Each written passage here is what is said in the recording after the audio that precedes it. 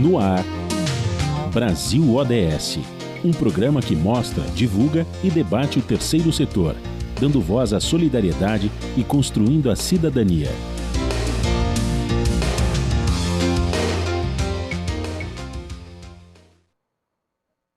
Boa tarde, ouvintes. Eu sou Joel Scala e começa agora o Brasil ODS, um programa do Observatório do Terceiro Setor, com apoio da FAPESP, a Fundação de Amparo à Pesquisa do Estado de São Paulo. Na motivação dos Objetivos de Desenvolvimento Sustentável da ONU, pesquisa sobre energia acessível e limpa vem conquistando lugar de importância para repensar o nosso uso da energia no mundo. Um grupo de cientistas da Unicamp trabalhou na base desse tema, trazendo uma pesquisa sobre o uso de microalgas para a produção de biocombustível. Para falar sobre a pesquisa, nós recebemos no programa a Luísa Fernanda Rios, pesquisadora do Laboratório de Otimização, Projetos e Controle Avançado da Faculdade de Engenharia Química da Unicamp. Olá, Luísa, boa tarde, seja muito bem-vinda ao nosso programa. Boa tarde, muito obrigada. Recebemos também Davi Tsai, gerente de projetos do IEMA, é o Instituto de Energia e Meio Ambiente, uma organização sem fins lucrativos brasileira com sede em São Paulo. Antes de começar a nossa entrevista com os nossos convidados, eu vou dar o destaque da semana do portal do Observatório do Terceiro Setor. Sustentabilidade no Brasil. Quais são os desafios e soluções?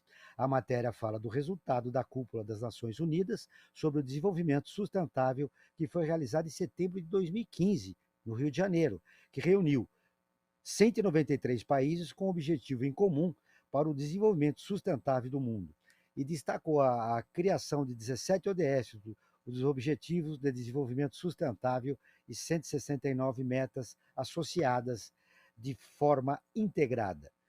Lembrando que esta matéria completa você pode ler no nosso portal observatório3setor.org.br. Muito bem.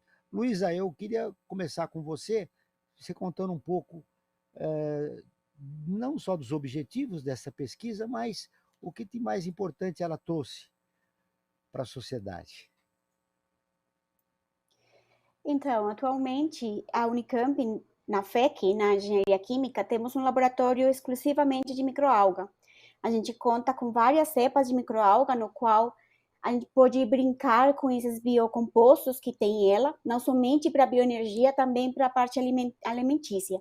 Então, toda essa parte da microalga é tipo uma biorefinaria que a gente pode retirar biocompostos para aproveitar. Então, a gente pode aproveitar proteína, pode aproveitar carboidrato, lipídio. Também, nesse estudo, exclusivamente, ele tem hidrocarboneto. E essa microalga, que é a Botryococcus brownie, ela se assemelha muito com a composição de hidrocarboneto do petróleo. Muitas pesquisas têm mostrado que se a gente começa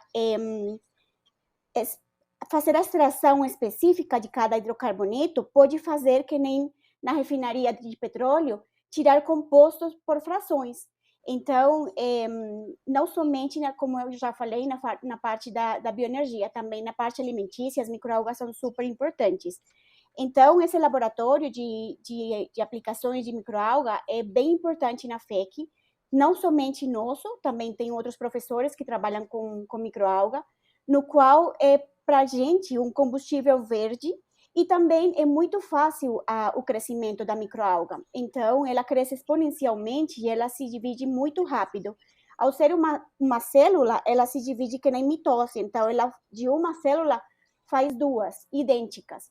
Então, quando a gente começa a brincar um pouquinho com o crescimento dela, com o meio de cultivo, com a energia que a gente coloca, com os nutrientes, a gente consegue modificar um pouquinho ela para ter o nosso composto de interesse. Então, às vezes, a gente brinca tirando um pouquinho de fósforo ou de nitrogênio dentro do meio para ela se estressar, o que a gente fala de estressar, então ela começa a criar ou tenta se defender criando gordura. Então, a gente consegue aproveitar essa gordura, que é o lipídio, e consegue fazer, seja biodiesel, ou seja, que nem eu falei, até frações de petróleo. O que é muito importante, né, para o nosso meio ambiente. Ô, Davi, qual a importância desse estudo? Olá, boa tarde a todos, a todas. Seja É muito muito bem-vindo ao programa. importante, muito obrigado. Com certeza é muito importante que a gente tenha estudos na direção de produção de biocombustíveis, né, de maneira sustentável, né, de maneira bem gerida, buscando minimizar os impactos ambientais negativos. Porque o Brasil ele se destaca na produção de biocombustíveis no mundo, é um dos líderes, né, por conta da produção de etanol, de biodiesel. É claro que com muitos desafios ainda em relação aos impactos ambientais da forma como são produzidos, mas os biocombustíveis eles são aliados fundamentais, né, na transição energética que o mundo precisa realizar para a gente mitigar, né, as emissões de gases de efeito estufa que estão alterando, né, o sistema climático global. Então, é muito importante que hajam pesquisas para desenvolver, né, e aumentarmos o leque de possibilidades de termos substitutos ao petróleo fóssil, né, ao petróleo. Luísa, o que te mais surpreendeu nesse estudo? Foi realizado por você e mais 3 colegas da Unicamp. Isso. Eu fui a orientadora da Bianca. A Bianca foi uma estudante de mestrado na época. Ela se dedicou bastante em questão da caracterização da Botryococcus. A Botryococcus é uma microalga que é muito diferente às outras. Ela acumula o lipídio dentro da célula, mas quando ela chega num tempo de crescimento, ela começa a soltar esse lipídio. Então, uma das vantagens, por exemplo, quando a gente trabalha com microalga, a gente tem bastante problema em questão da extração do lipídio. A microalga, para quem não sabe, eu vou explicar um pouquinho, ela é uma célula, então quando a gente cresce, ela, que nem eu expliquei, já se duplica, então a gente tem milhões de células no meio de cultivo. Então, quando a gente retira esse meio de cultivo, fica uma biomassa, que nem um pó, que nem, por exemplo, leite em pó. Então, ele fica uma biomassa e a partir dessa biomassa a gente começa a retirar cada metabólito que precisa ou de interesse. No nosso caso, era o lipídio. Quando a gente percebeu essa microalga, que além do acúmulo que tem dentro da célula, ela começava a soltar o lipídio, foi muito interessante e até um desafio para a gente no laboratório, porque todas as outras que a gente tinha estudado, elas somente acumulavam dentro da célula. Então, não somente tínhamos que fazer a extração da célula, da biomassa, mas também do meio de cultivo. Então, ela teve um desafio bastante grande em questão da caracterização desse lipídio e esse hidrocarboneto. Então, ela se dedicou muito em questão de caracterização. Esse artigo, ele tem um método novo de identificação de hidrocarboneto, porque também não tínhamos como identificar. Então, ela criou um método no UV, ela fez toda a questão do método de quanto ver e quanto quantificar, porque às vezes os métodos, eles somente mostram, sei lá, qualitativamente, mas ela quantificou quanto tinha tanto de hidrocarboneto quanto de lipídio. Então, foi um estudo bem relevante para o nosso laboratório, porque, como eu falei, já tínhamos estudado outro tipo de células, mas essa célula aqui, além de ser verde, ela cresce verde, mas quando ela começa a soltar o lipídio, ela se torna marrom. Então, isso em questão do laboratório também é muito bonita ver a célula no microscópio, porque essas células são ser tão pequenininhas, elas precisam ser observadas pelo microscópio. Então, quando você vê a mudança dela de cor, você percebe que ela começa a soltar o óleo ou o lipídio. Então, foi bem Muito interessante, até para interessante nós, como essas professores. etapas dos estudos que vocês fizeram. Mas quem está nos ouvindo, olha, esse estudo da microalgas, que pode impactar no meu dia a dia, né? Nosso ouvinte está dizendo, olha, tá bom, muito legal esses estágios que foram percorridos para se chegar ao resultado final. Mas qual o impacto que vai ter na vida do cidadão comum, um tipo de pesquisa que você realizou junto com seus colegas das microalgas? Olha, eu acho que, assim, às vezes a gente fica muito fechado no laboratório e não compartilha com a população, né? Mas eu gostaria de falar que as microalgas a gente vê em todos os lugares. Tanto assim que as cores do mar, as cores dos rios, são por causa das microalgas. Até as cores de alguns animais, que nem o salmão, por exemplo, também é por causa que comem microalga vermelha. Então, eles ficam avermelhados. A gente convive com as microalgas todo dia, só que a gente não sabe, né? Nem a população no geral. Então, é bom falar que a gente já convive com elas. A gente tem no mar, quando a gente toma banho de mar, todas as microalgas estão do nosso lado. Só que como são tão pequenininhas, a gente não consegue ver, mas consegue ver as cores. A gente percebe essas cores lindas do mar, que são diferentes. E até as microalgas, por exemplo, elas podem ajudar muito na alimentação. Eu também aqui, para toda a população, recomendo muito comprar biomassa de microalga. Ela tem todas as propriedades para um alimento. Tem carboidrato, proteína e lipídio. Então, já atualmente estão se vendendo biomassa de microalga para você consumir dentro da sua casa. Então, você só pega a biomassa da microalga e coloca em cima, sei lá, do arroz ou até em qualquer comida que você quiser preparar e você já está se alimentando melhor. Porque as propriedades da microalga, muitas pessoas falam assim, que tem cheiro de peixe, né? Mas, na verdade, o peixe que tem cheiro de microalga, porque ele se alimenta da microalga. Então, a gente não sabe isso. Mas todas as propriedades que o peixe tem, que nem todos os ômega 3, ômega 6, ômega 9 que tem, é por causa da microalga. Então, a população deve sim se beneficiar da microalga. Muito bem. E eu quero ouvir o Davi agora. Que impacto vai ter na vida do cidadão e para a sociedade em geral um estudo como esse das microáguas, Davi? Eu acho que, bom, o modo de vida atual, ele é muito intensivo em consumo de recursos Estressante. naturais, né? Estão me escutando bem? Não, então, sim. Ah, tá. Você estava falando sobre o método de vida do cidadão. Eu completei Isso. estressante, né? Todos nós somos A gente ansiosos. consome. É que tá um pouquinho baixo o volume para mim, para quando você fala. Aumentei um pouquinho aqui. Mas enfim, o que eu estava dizendo é que nós consumimos muitos recursos naturais, né? O que causa uma pressão ambiental, né? E desequilibra sistemas ecológicos no planeta. Então, ter uma opção a mais, uma opção que possa ser utilizada de forma equilibrada com os sistemas naturais, é bom, porque a gente vai reduzir a pressão sobre outros sistemas, né?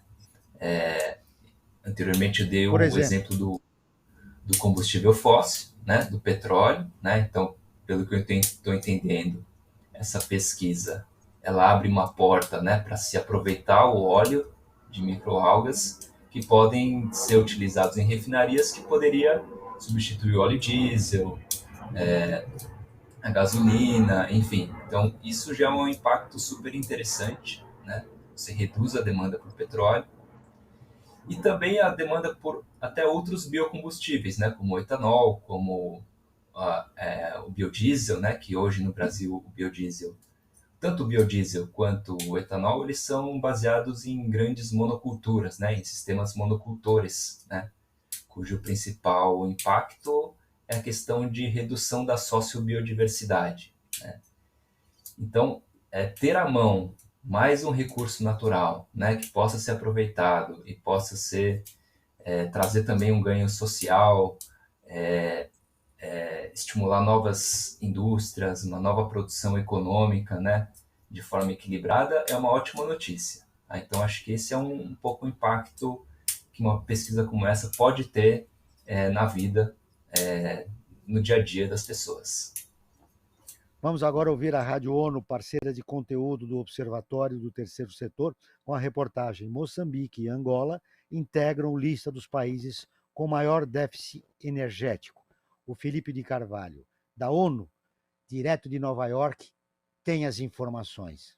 O relatório do Progresso Energético de 2023 alerta que 675 milhões de pessoas vivem sem eletricidade no mundo. O documento, elaborado por diversas agências das Nações Unidas, pede mais estímulo ao uso de energias renováveis como forma de superar a crise energética. 2 nações lusófonas integram a lista dos 20 países com maior déficit de acesso à energia no mundo: Moçambique, com 22 milhões de pessoas sem eletricidade, e Angola, com 18 milhões. Outro país de língua portuguesa, o Brasil, com cerca de 220 milhões de pessoas, está entre os 20 estados que mais consomem energia no mundo. Mais de 46% da eletricidade brasileira vem de fontes renováveis. A razão do Brasil ser o país com maior percentual de uso de fontes renováveis se deve à alta capacidade de suprir energia a partir de usinas hidroelétricas e de usar bioenergia para aquecimento e transporte. Por outro lado, a extração de combustíveis fósseis com uso intensivo de energia ainda representa uma parcela importante do Produto Interno Bruto, PIB, brasileiro. O levantamento conclui que os esforços atuais, em nível global, não são suficientes para alcançar o Objetivo de Desenvolvimento Sustentável 7, que propõe acesso à energia elétrica para todos até 2030.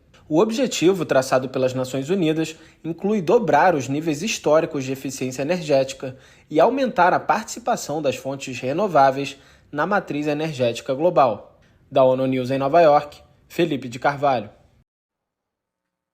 Continuamos com o Brasil ODS, um programa do Observatório do Terceiro Setor, com apoio da FAPESP, a Fundação de Amparo à Pesquisa do Estado de São Paulo. Ô, Davi, a partir dessa matéria que a gente trouxe da Rádio ONU com o Felipe de Carvalho, nós devemos aumentar e precisamos aumentar.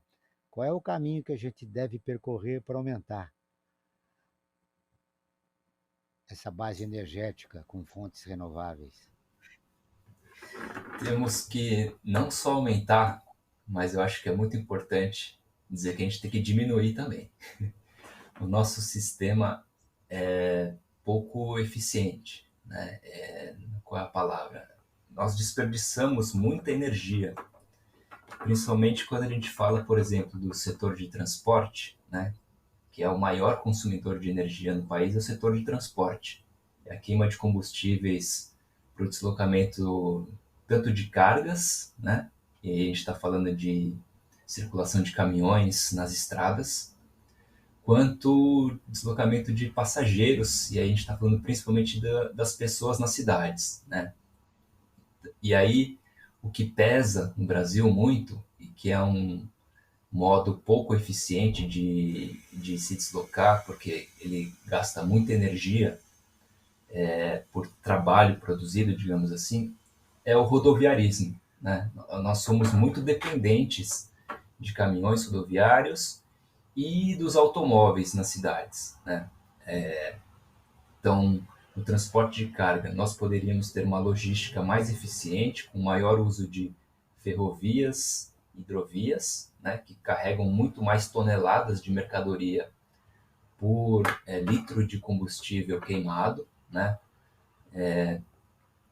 E nas cidades, nós deveríamos estar reduzindo também, né, o consumo energético através de melhorias na mobilidade urbana, né, a partir de investimentos em transporte ativo, que é a bicicleta, a caminhada, né, dar condições seguras para as pessoas caminharem e se locomoverem por bicicleta, que não emitem, que não consomem energia, e também estimular o uso do transporte público, que por passageiro transportado consome muito menos energia do que um automóvel, né?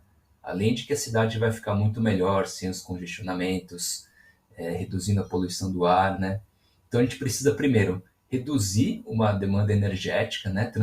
Fazer uma transformação sistêmica em termos de modos de transporte, né? Minimizar essa demanda então por combustíveis fósseis. E além disso, claro que a gente não vai conseguir zerar, né? Nem é a intenção nossa. A gente precisa do transporte, dos deslocamentos das pessoas para acessar, né, os direitos fundamentais, educação, saúde, serviços, né? Então, o transporte é parte do bem-estar, né, do ser humano. Mas tornar esse transporte eficiente, né, igualitário também, né, condições de circulação socialmente justas nas cidades, e esse tanto que é necessário se deslocar, a gente usar de energias limpas. Né? E aí entra o papel de biocombustíveis, de modos de fontes de energia menos danosas ao meio ambiente. Muito bem. Um estudo realizado por uma empresa suíça de tecnologia de qualidade do ar analisou 6 grandes cidades no Brasil. Indicou que todas possuem índices moderados de micropartículas poluentes liberadas no ar. Bom, esse estudo realizado por essa empresa suíça mostrou que nós temos um caminho no Brasil, não é, Davi? E que ele pode ser percorrido desde que a população tenha consciência da importância de evitar poluir o meio ambiente.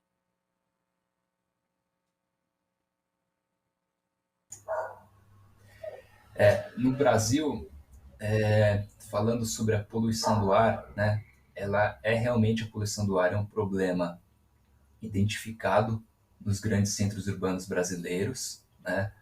Nós estamos longe ainda de ter uma rede de monitoramento da qualidade do ar adequada, né? Nós deveríamos ter muito mais monitores avaliando a qualidade do ar do que temos atualmente, né? Temos alguns estados com redes de monitoramento relativamente adequadas, né? São Paulo, Rio de Janeiro, principalmente aqui no Sudeste nós temos mais capacidade de monitoramento, mas no Brasil como um todo temos uma deficiência muito grande, né? Tem estados, a maioria dos estados não tem sequer uma estação de monitoramento da qualidade do ar, tá? Estados do norte são raros os que têm estações de monitoramento, e o que é uma contradição, né? Porque temos as queimadas lá, que são, apesar de não serem uma poluição crônica, né, como é nas cidades, a poluição da atividade diária, né? Quando ocorre uma queimada, você tem um pico de emissão e concentração de poluentes no ar que é muito maior do que é a poluição crônica nas cidades, né? E que causa muitos efeitos maléficos à saúde, né? No Brasil, há uma estimativa de que 50 mil pessoas por ano morrem por conta de problemas cardiorrespiratórios ligados à poluição do ar. É um número expressivo, Então, né, Lu? muito expressivo. A primeira causa de morte no mundo, né, segundo a OMS, é a poluição do ar. Né? Ela foi desbancada pela Covid por um tempo, né, mas faz muito tempo já que a poluição do ar é a primeira causa no Agora mundo. voltou tudo ao normal e a poluição aumentou novamente. Luiz, eu quero te ouvir. As microalgas podem contribuir muito, né, para a qualidade do ar no país, quando virarem biocombustíveis. Não só isso. Eu gostaria de compartilhar com vocês que as microalgas, elas fazem que nem uma planta. Elas fazem fotossíntese. Então, elas consomem CO2. Tem vários estudos no México, por exemplo, que criar tipo muros de microalga para que elas absorvam toda essa parte de CO2 dos carros, eles diminuem muito o CO2 no ambiente. Então, eu gostaria de compartilhar que o CO2 não é o problema no mundo. O problema é o excesso de CO2, né? Então, às vezes a gente fala, nossa, esse aqui é o demônio, mas não é, porque sem CO2, as plantas, por exemplo, não poderiam crescer. As microalgas também não. Mas o problema é que a gente começou, tipo, sair dos limites. E quando a gente começa a sair dos limites, E o em CO2 qualquer virou o que patinho seja... feio da história, né? Isso, mas não é. Pior que não é, né? A gente precisa dele, as plantas precisam dele. Mas o problema é o excesso, que nem sempre, né? Também, em todos os lugares, o excesso é o problema. Na alimentação também, no excesso, por exemplo, muitas pessoas falam, nossa, tem que consumir muita água, mas excesso também é ruim. Então, a gente tem que ter um balanço, né? Buscar o equilíbrio. É o importante, buscar o equilíbrio. Mas as microalgas, elas podem, tem no México um estudo muito legal, que tem a parte de cima dos prédios. Quando vocês falavam da parte energética, na parte de criação de energia ou de produção de energia, as microalgas também têm bastante, pode fazer um papel importante nessa área, porque elas têm painel que faz a produção da microalga, e além de consumir o CO2 do ambiente, ela cresce, e aí você pode também ir queimar a microalga como uma biomassa qualquer uma, sabe? Que nem antigamente se produzia a energia. Então, ela tem um papel super importante no consumo de CO2. E eu acho que, eu não sei porque a microalga ainda não está, assim, tão economicamente viável, porque é o único que freia a produção da microalga. E é por causa que ela tem um consumo elevado de água, mas ela também pode crescer em águas residuais, por exemplo, das indústrias. Então, além disso, além do consumo de CO2 na indústria, ela pode limpar a água residual que está vindo, por exemplo, de uma indústria do etanol. A gente tem vários estudos da vinhaça, ela crescendo em vinhaça, que é um resíduo da indústria do etanol, para ela crescer e aumentar a sua biomassa, e a partir da biomassa você pode ter todos os biocompostos que eu falei anteriormente. E além disso, crescer com o CO2 que a planta está produzindo. Então, ela, tipo, para mim é uma biorefinaria. As microalgas não foram ainda utilizadas economicamente no país? Tem vários problemas com a microalga em questão econômica. Ela gasta bastante energia em questão de eliminar toda a água que ela produz, o que ela consome, na verdade. Ela precisa de água para crescer. Então, quando você precisa retirar toda essa água para ter a biomassa, geralmente se faz por processos de centrifugação ou outros tipos de spray dryer, por exemplo, que são métodos extremadamente caros. Então, industrialmente, ainda não fecha o ciclo, mas é porque a gente não consegue aproveitar todos os biocompostos da microalga. Então, tem estudos atuais que estão se esforçando para tentar fechar o ciclo e falar que, por causa do bioproduto que eu estou recuperando ou que eu estou produzindo, eu vou conseguir gastar toda a parte energética que ela consome.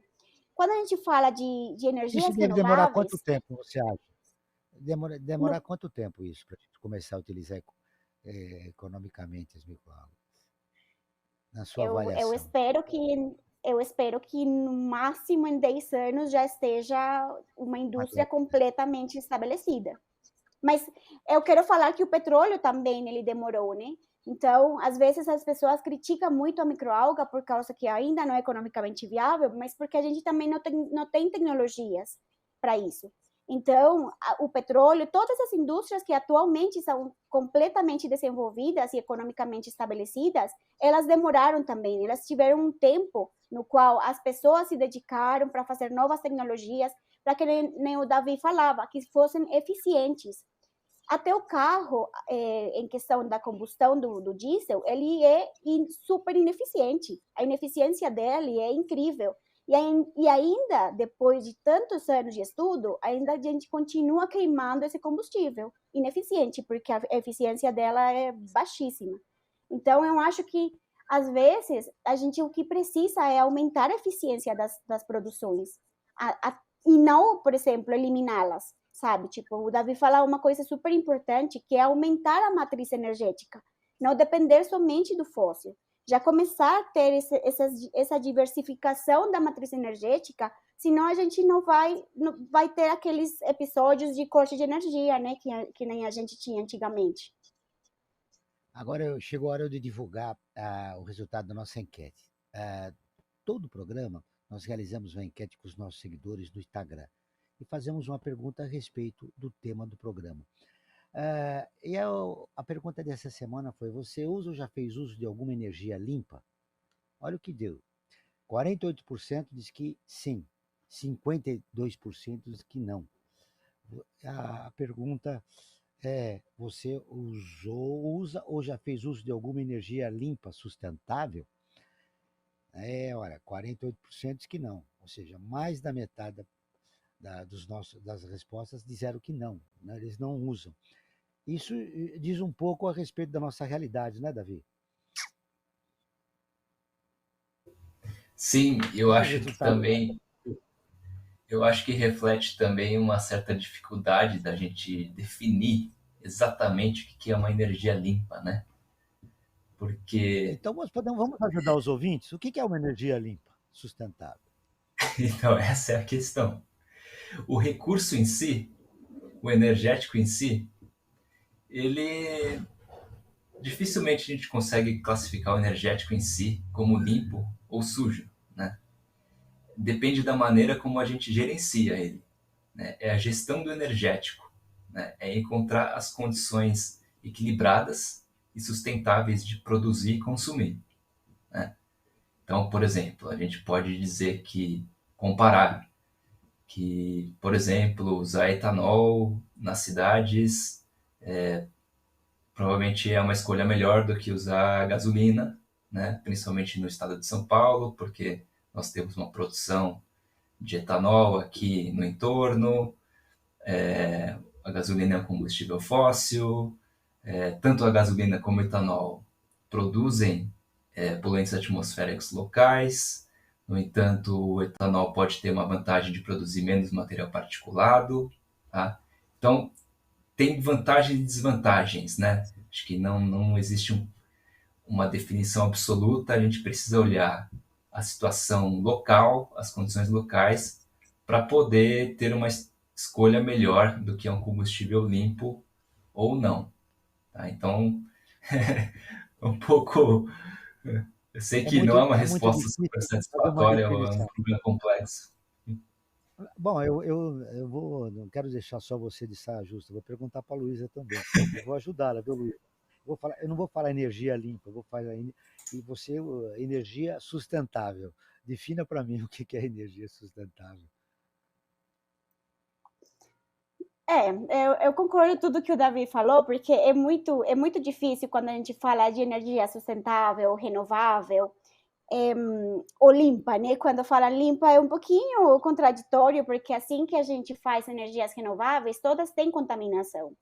Até a energia solar é uma das que mais contamina atualmente, porque a gente não sabe ainda o que vai fazer com essas baterias, né? E a vida útil dela, da bateria, é muito curta para falar que é uma energia renovável e sustentável. Então, quando a gente fala de energia, ou atualmente se define como energia sustentável ou renovável, é aquela que vem de produtos que podem se renovar, né? Que podem se renovar no ambiente. Que nem, por exemplo, a biomassa, quando a gente queima, por exemplo, que faz fogão a lenha, essa é uma energia renovável, porque você sabe que se você planta uma árvore, você pode renovar ela. Mas o Davi falou uma coisa muito importante, que todas as energias vão contaminar, né? Que nem se a gente queima a biomassa, mesmo que seja renovável e mesmo que venha de uma árvore, ela está fazendo combustão. E já a combustão, ela gera uma contaminação. O problema é que quando já queima petróleo, por exemplo, que ele vem com outros aditivos, que vem com outros, por exemplo, óxido de sulfuro, que eles são realmente muito mais contaminantes que os outros, que o CO2, por exemplo, aí já começa a ser um pouco mais prejudicial para a gente, né? Porque contaminação bem mais prolongada e a contaminação de um óxido de sulfuro ou de fósforo é incrível comparado com o CO2. Então, quando a gente chama de energia renovável, é isso, que vem de alguma coisa que se renova. Por exemplo, a microalga. Eu pego a microalga, faço a biomassa, queimo ou faço a extração dos metabólitos, mas eu posso criar de novo mais biomassa para ela crescer, que nem as plantas. Então, o sol também. O sol, ele, por enquanto, a gente vê todos os dias, né? Tem países que não. Mas ele está todos os dias aí dando energia. Então, é o que a gente pode falar que energia renovável é sustentável, Aí que a vem definição de desses... energia renovável sustentável.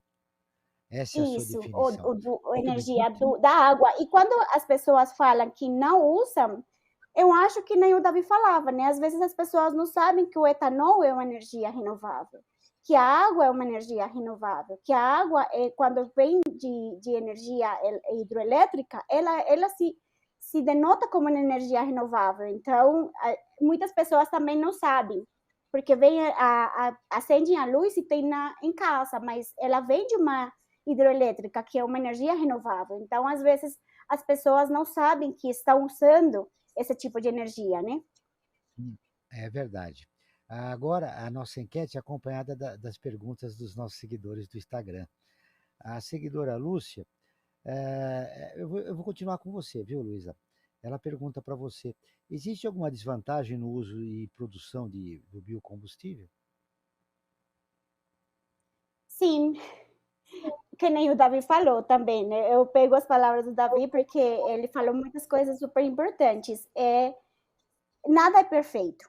Todas as energias que a gente está produzindo, que está trabalhando para que sejam mais limpas, elas têm um impacto no ambiente. Todas as energias renováveis têm. Que nem já falei da energia elétrica, elas têm um problema atualmente do lixo que gera as baterias. A energia eólica, ela também tem problemas em questão do afastamento de aves no território onde ela é colocada. A energia marítima também tem deslocamento de vida marítima embaixo por causa do movimento. Por exemplo, o biocombustível, ele tem resíduo. Então, mesmo que ele seja, no final, um produto mais limpo do que o petróleo, durante todo o processo, a gente utiliza vários outros produtos que contaminam, tipo sucexano, cloroformo, que a gente faz para extração de lipídio, as reações de transesterificação, que utiliza catalisador. Então, todas as energias renováveis têm um impacto no ambiente. E agora, como escolher a melhor? Depende do contexto, do país? Depende do contexto do país. Por exemplo, aonde tem lugares que não tem sol, é muito difícil ter ou se aproveitar da energia do sol, né? Então, por exemplo, países como o Brasil, que tem sol o ano inteiro, é muito boa a energia solar. Em lugares onde venta muito, é muito bom, que nem aqui na Colômbia, eu estou atualmente na Colômbia, tem um lugar que é deserto, mas o vento é incrível, então eles têm já um parque eólico, porque venta muito. A gente não pode falar que utiliza energia marítima, porque se não tem mar, não tem como ter energia marítima. Então, eu acho que é muito importante se aproveitar dos recursos que a gente tem no lugar onde a gente mora e distribuir nesse lugar essa energia, né? A gente também perde muita energia no transporte, na distribuição. Então, por exemplo, se faz uma energia eólica lá na Guajira, que é aqui na Colômbia, e vai trazer aqui para o centro do país, não, tipo, usa lá. Então, distribui, aonde tem esse ar, distribui essa energia eólica para esse lugar, onde tem na marítima e pode fazer energia marítima, então utiliza onde esteja o mar. Então, depende da localidade. Depende das condições dos territórios, né? Agora, tem uma pergunta para você, viu, Paulo? Aliás, do Paulo. Imagina, Davi. A pergunta é do Paulo para você. Ele pergunta: os biocombustíveis são. Isso é fácil, viu, Davi? Os biocombustíveis são uma fonte eterna de energia? Não, não são. É uma pergunta fácil mesmo, não são. A gente até O Paulo na deve estar academia. gostando da sua entrevista, então ele perguntou isso para você. São uma fonte eterna? Provavelmente porque ele tem ouvido muito falar sobre o controle e a busca do equilíbrio que que a sociedade moderna deve ter, né, em relação ao meio ambiente. Mas vamos lá com a tua resposta. Não, a gente até na academia critica um pouco o termo renovável aplicado ao biocombustível, né? Depende do biocombustível, depende da forma como ele é produzido, né? O etanol, por exemplo. A cana-de-açúcar, ela não é um recurso natural renovável naturalmente, né?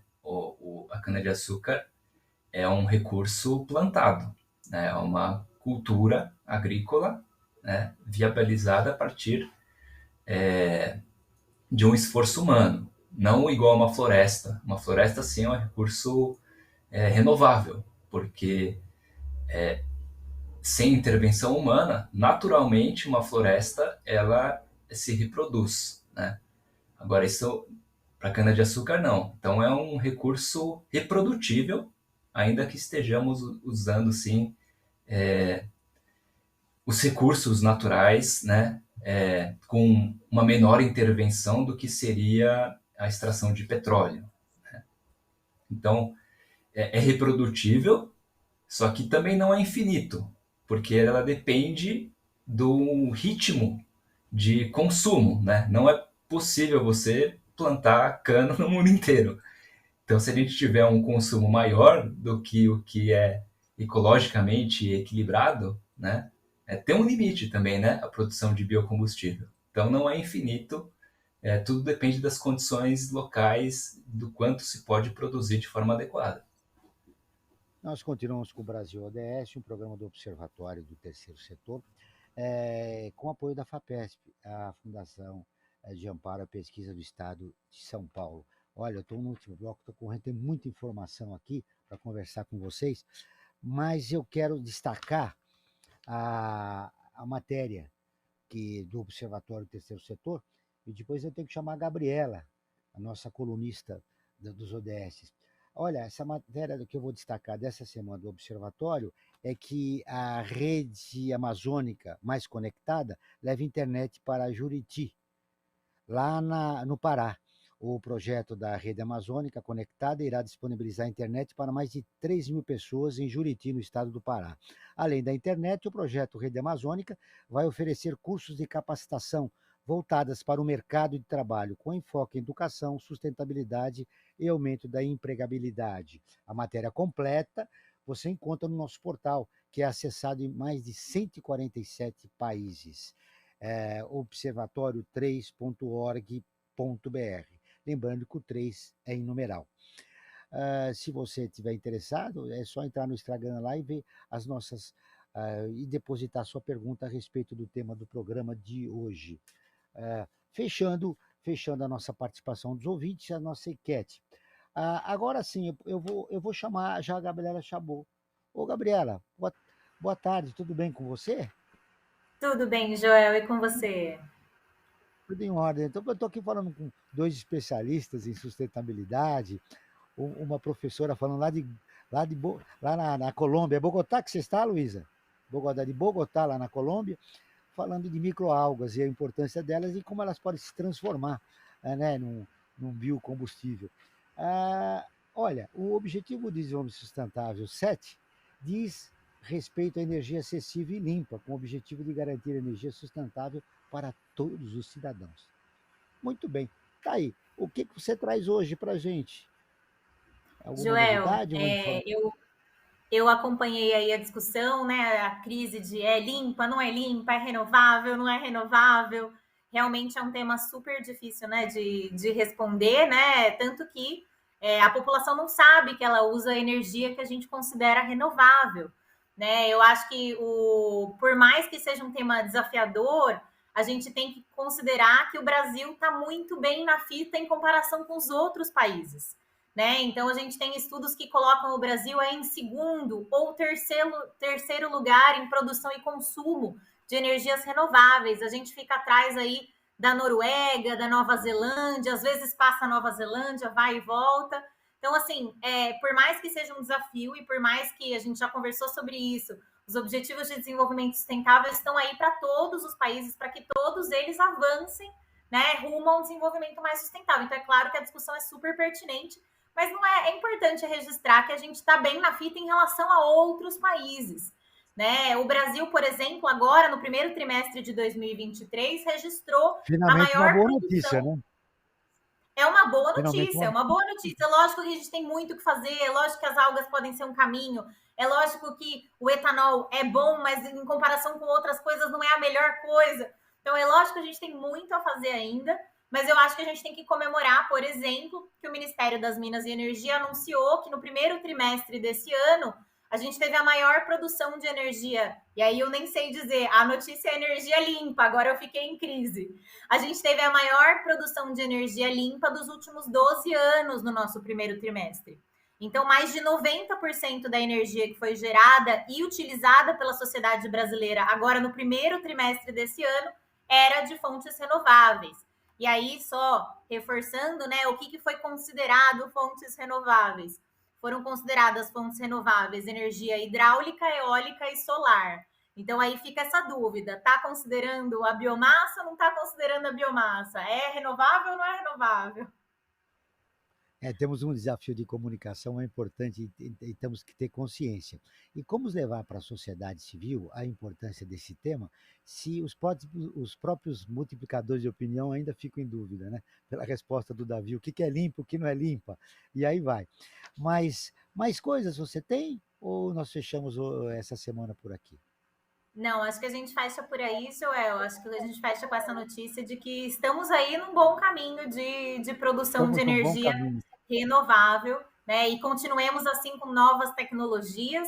Acho que é importante dizer que os objetivos de desenvolvimento sustentável, eles se reforçam, né? Então a gente tem um objetivo que fala sobre a ação global para a mudança do clima. Então a gente falou aqui de emissões. Quando a gente fala de energia, a gente fala de emissões também. Então a gente tem objetivos que se reforçam. Né? Então, mais energia renovável quer dizer estarmos melhor em relação a uma ação global contra a mudança do clima. Muito bem, está aí essa participação da Gabriela Chabot, que vai voltar na próxima semana. Lembrando a você, viu, Gabriela, que nós conversamos com o professor Paulo Almeida, ele está lá no Novo México, né? E deve voltar só em agosto.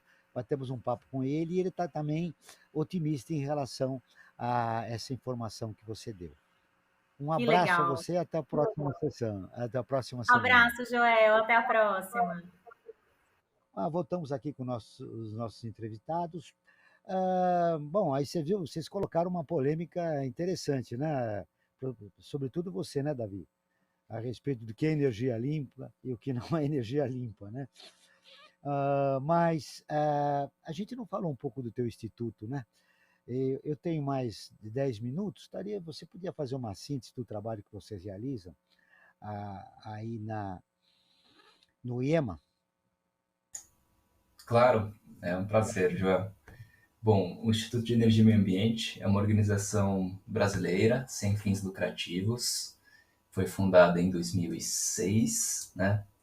E o nosso trabalho é contribuir para a melhoria de políticas públicas direcionadas a 4 objetivos, né? O primeiro é reduzir a poluição do ar, né? O segundo é melhorar a mobilidade urbana, considerando uma mobilidade urbana de baixas emissões, né? Então a gente está falando de baixo carbono e baixa poluição atmosférica. O terceiro é melhorar o transporte de cargas no Brasil, né? O planejamento de transporte regional de cargas, logístico. E por último, a gente trabalha também com a matriz elétrica, né? No sentido tanto de limpar, a gente usa esse termo mesmo, apesar de ser um termo bom para comunicação, né? A gente tem, claro que sempre nada é absoluto, a gente precisa olhar, como a Luísa colocou, né, o impacto também das diversas alternativas de geração elétrica, mas tem alternativas melhores do que as outras, sem dúvida, né, e temos que buscar sempre aprimorar a maneira como a gente gera energia elétrica. E nesse aspecto a gente também trabalha com a inclusão elétrica, tá? Um dos trabalhos que a gente tem desenvolvido recentemente é com a população que ainda não tem acesso à energia elétrica, que no Brasil se concentra principalmente na Amazônia, né? São as comunidades remotas que estão longe dos linhões de transmissão, então é um desafio ter energia elétrica nessas comunidades. Nossa estimativa é que cerca de 1 milhão de pessoas na Amazônia não têm acesso à energia elétrica. Então, esse é um pouquinho do que a gente faz, né? A gente produz estudos um déficit muito grande, né? Sim. Um déficit muito grande, expressivo. Você falou energia elétrica, eu me lembrei também aqui nos grandes centros urbanos, o carro elétrico está chegando no país. Como você vê a indústria e essa escolha agora pelo carro elétrico? A eletromobilidade é um caminho super interessante para as cidades, né? Porque eliminar a combustão em ambientes densos como as cidades é uma coisa boa para evitar a poluição do ar, né? A gente vive num espaço muito confinado para tanta gente estar se deslocando em veículos e com todo esse combustível queimado, né? Então, nesse sentido, a eletromobilidade é muito interessante, né? Principalmente se ela vier prioritariamente pelo transporte público, né? Que é o modo de transporte mais interessante para a sociedade investir, né? Porque ela vai trazer um ganho tanto ambiental quanto social maior, né? Por quantidade de recurso investido pelo Estado. E o carro elétrico também ele faz parte, né, desse conjunto, né? Um único alerta que a gente costuma... O problema do carro elétrico, Davi, é que ele Uhum, chegou num custo muito caro, né? Que a exato. classe média não Então, tem acesso ainda. Os valores exato. Então, cobrados pelo eletromobilismo inibem, né? Boa parte da população a adquirir um automóvel. então, o alerta que a gente dá é que os recursos públicos, né, dessa transição energética, elas tomem cuidado para não serem invertidos para um recurso individual, né, para um bem individual, como é um carro elétrico, e que hoje o carro elétrico ele está num nicho de consumo elevado, né, são pessoas mais privilegiadas que conseguem acessar um carro elétrico. Então, Você esse lembrou bem, recurso viu, ele Davi? seria melhor Você orientado lembrou para o bem. transporte público. Transporte público, ou seja, a prioridade. E aí eu ia te fazer uma política que políticas públicas seriam necessárias para estimular, né, o consumo da eletricidade. E aí você já deu o caminho. Que o governo aposte, né, abra para a maioria da população que usa transporte público, esse que é fundamental. E aí você já deu uma resposta. Por que o preço do carro elétrico é caro? Porque ele é individual. O, o transporte coletivo é essencial para melhorar a qualidade de vida da maioria da população brasileira, né? Bom, olha, Luísa, eu tenho mais 5 minutos para vocês, mas eu quero fazer uma pergunta rápida para você, Luísa. Você falou que o CO2 virou patinho feio, né? Se critica muito e tal. Esse combustível é o suficiente para diminuir as taxas de emissão de CO2, nesse estudo que vocês estão realizando nas microalgas? Olha, para diminuir tudo que a gente tem feito de estrago, né? Porque é nós que fazemos todo o estrago ambiental. Então, eu acho que não é suficiente. Eu acho que a gente precisa diversificar tudo. Então, eu não sei se vocês têm visto aquelas fotos de antigamente, como eram as cidades que tinham várias árvores, assim, uma plantação muito grande dentro da cidade. Isso tem acabado, né? Eu acho que a gente tem que Infelizmente. voltar ao passado. Eu acho que a gente tem que começar a fazer corredor de árvore por toda a cidade novamente. Talvez retirar alguns prédios, algumas coisas que a gente acha lindo. Muitas pessoas acham super bonito das cidades, mas eu acho que a gente tem que começar a plantar novamente árvore, tem que ter cidades muito mais verdes, cidades que tenham parques dentro. Isso vai ajudar. Então, não é somente a microalga que vai salvar o mundo.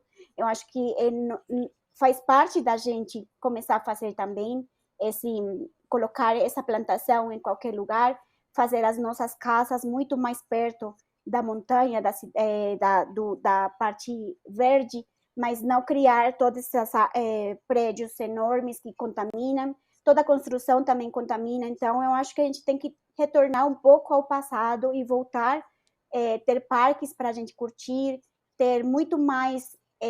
E eu acho que o governo tem que começar a controlar essa parte de se faz um prédio, então quantas árvores tem que ter ao redor por pessoa que vai morar aí. Também nas grandes avenidas, também começar a plantar mais árvore, até fazer muro de microalga para também fazer essa absorção de CO2. Eu acho que faz parte de começar a nos preocupar, mas também começar a criar leis, né? Que realmente o governo ajude, que seja uma lei que tenha que ter árvores dentro da cidade. Por exemplo, aqui em Bogotá, não sei se vocês conhecem Bogotá, mas Bogotá é terrível, é só prédio e dá para sentir o ar pesado, sabe? Então, que triste que a gente tenha que viver com uma máscara o dia inteiro porque não consegue nem respirar. Então, até que ponto temos chegado simplesmente pelo conforto de ter uma cidade em movimento e o consumo extremo, né? Então, eu acho que voltar ao passado, andar mais de bike, utilizar, caminhar mais, a gente também está muito ficado sentado no, chegou, estou cansada, vou ficar sentado em casa. Não, caminhar mais, ir até um lugar mais longe no trabalho, pegar o ônibus mais para frente, para também melhorar a nossa saúde. Que nem o Davi falou, a primeira morte no mundo é por causa de respiratório. Então, começar a ajudar também com plantação e microalga poderia ajudar. O grande problema é combinar isso com a especulação imobiliária, né? Que, na verdade, os grandes espaços dos grandes centros urbanos, eles se valorizaram muito, então não há há um interesse de construir mais prédios e mais prédios e mais prédios. Mas é importante que você tenha colocado isso, viu, Luísa, de que esse estudo de microáguas leve a população, cada cidadão, ter consciência da qualidade de vida, né? De como nós precisamos melhorar as nossas cidades através de construção de árvores, através de um equilíbrio do meio ambiente. Olha, a gente está caminhando para o final. O Brasil ODS, que é um programa do Observatório do Terceiro Setor, com o apoio da FAPESP, a Fundação de Amparo à Pesquisa do Estado de São Paulo. Muito bem. Eu queria fazer uma pergunta de encerramento para os nossos dois convidados. Eu vou começar com você, Davi. O que mais importante você gostaria de deixar registrado a respeito? Falamos da pesquisa, fizemos um resumo do trabalho que você realiza aí no seu instituto. O que o cidadão brasileiro precisa ouvir a respeito do tema que nós desenvolvemos hoje? A Luísa, no final, já ampliou, né? Falou, olha, você tem que cuidar da sua qualidade de vida, ter mais árvores, usar mais transporte coletivo, não pensar no individual, mas sim no coletivo. Eu quero sua participação final. Eu gostei muito da intervenção da Gabriela. Eu acho que a gente criou um pouco esse diálogo interessante aí da energia limpa, enfim, né? Mas eu queria chamar a atenção, assim, que o Brasil é um país riquíssimo em recursos naturais, né? Nós temos sol, nós temos vento, temos água, temos um clima fantástico para produção agrícola, até petróleo a gente tem, né? Então a gente está com os recursos todos à mão, né? E o que a gente precisa é usá-los da maneira mais estrategicamente adequada, ambientalmente sustentável, né? Nós temos tudo, a natureza concedeu ao Brasil, digamos assim, a gente tem muita sorte de ter tudo isso à mão, né? E a gente tem tudo para ser uma potência ambiental, né? De usar esses recursos da maneira mais limpa possível, Cabe a né? nós brasileiros ter a responsabilidade de utilizar isso adequadamente, Davi. Isso, Muito isso. obrigado pela sua entrevista, viu? Foi um prazer conhecê-lo. Luiz, eu quero suas considerações finais. Eu tenho mais 30 segundos para você. Você falando aí de Bogotá, na Colômbia. Obrigado pela entrevista. O que você diria numa frase a respeito da sua pesquisa e dessas contradições que acontecem na sociedade moderna? Eu acho que a gente tem que valorizar mais a natureza, né? Se vocês percebem, todas as tecnologias vêm da natureza. E a gente, às vezes, peca utilizando de mau jeito tudo, até a água, as árvores, tudo. Então, eu acho que ter um pouco mais de consciência e respeito com a natureza do que a gente tem tido até agora. O programa Brasil ODS chega ao fim, mas se você não conseguiu ouvir direito, ou o programa inteiro, ou quer ouvir novamente, é só entrar em nosso portal observatório3setor.org.br.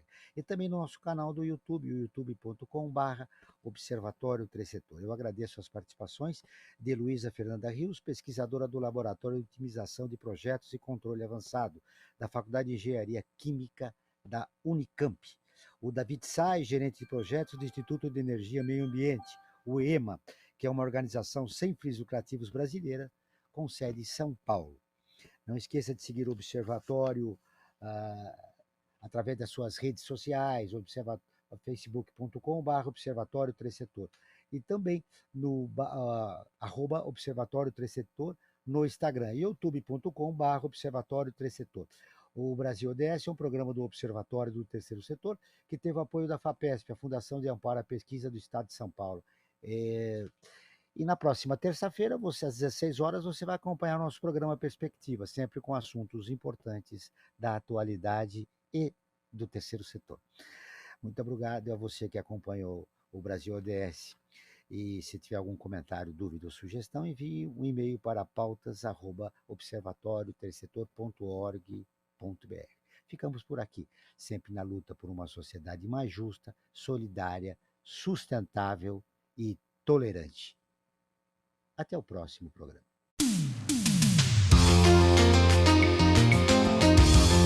Você acabou de ouvir Brasil ODS, um programa do Observatório do Terceiro Setor.